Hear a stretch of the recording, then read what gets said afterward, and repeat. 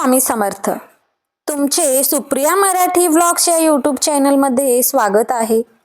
आज आपण जाणून घेणार आहोत शाळीग्रामचे धार्मिक महत्त्व. शाळीग्राम हा भगवान विष्णूचा साक्षात स्वरूप मानला जातो. तो प्रामुख्याने नेपाळमधील गंडकी नदीत आढळतो.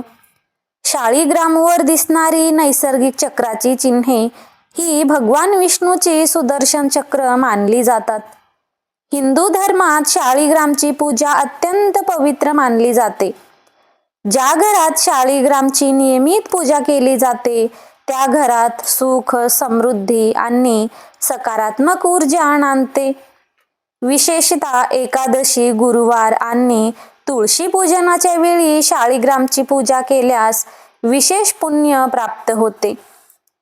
शालिग्रामची पूजा करताना त्याला स्वच्छ पाण्याने किंवा पंचामृताने स्नान घालावे.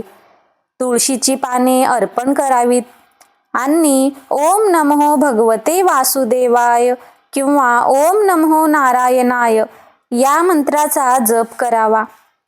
शाळीग्राम हा श्रद्धा, भक्ती आणि सनातन परंपरेचे प्रतीक आहे.